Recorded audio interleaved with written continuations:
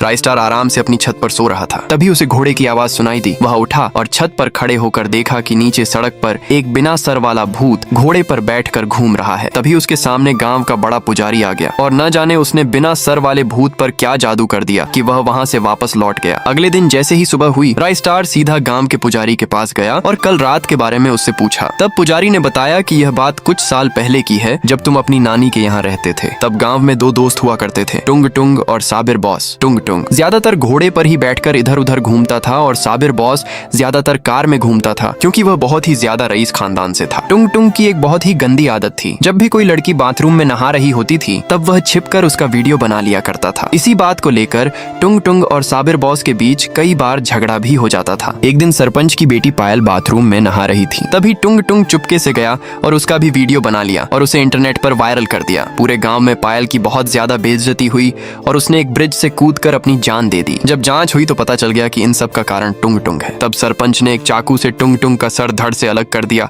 और उसकी मौत हो गई। उसका घोड़ा भी एक सड़क हादसे में मर गया। तब से रोज रात को टुंग टुंग और उसके घोड़े की आत्मा गांव के अंदर घुसने की कोशिश करती है, लेकिन मैं हमेशा उन्हें यहाँ से दूर भगा देता हूँ। सारी बात जानने के बाद राइस्टार अपने घर चला गया। उसी रात फिर से वह आराम से अपनी छत पर लेटा था। तभी टुंग टुंग फिर से अपने घोड़े के साथ गांव के अंदर घुसने की कोशिश कर रहा था, लेकिन उसे गांव के बाहर ही पुजारी ने रोक दिया और वहां से भगा दिया। राइस्टार भी टुंग टुंग का पीछा करता रहा। टुंग टुंग जंगल में बनी एक वीरान हवेली के पास जाकर फूट फूट कर रोने लगा। राइस्टार हिम्मत करके उसके पास गया और उससे पूछा, क्या हुआ, तुम क्यों रो रहे हो? तब उसने बताया, मेरे ऊपर कई सारे झूठे इल्जाम लगा दिए गए हैं। मैं नहीं, बल्कि मेरा धोखेबाज दोस्त साबिर बॉस लड़कियों के छिपकर वीडियो बनाया करता था। उसी ने सरपंच की बेटी का वीडियो बनाकर वायरल किया था, जिससे उसने जान दे दी। लेकिन साबिर बॉस के पास पैसा और पावर था और मेरे पास कुछ नहीं, इसीलिए उसे किसी ने कुछ नहीं कहा, लेकिन मुझे गुनहगार बताकर मरवा दिया। मैं और मेरे घोड़े की आत्मा रोज रात को गांव के अंदर घुसने की कोशिश करते हैं ताकि गांव वालों को सच्चाई बता सकूं, लेकिन मुझे गांव में घुसने से पहले ही पुजारी रोक लेता है और जादू टोना करके भगा देता है, क्योंकि साबिर बॉस ने उसे पैसे दिए हैं। इतना कहकर टुंग टुंग और उसके घोड़े की आत्मा गायब हो जाती है। अब राइस्टार सारी हकीकत जान जाता है और रोने लगता है।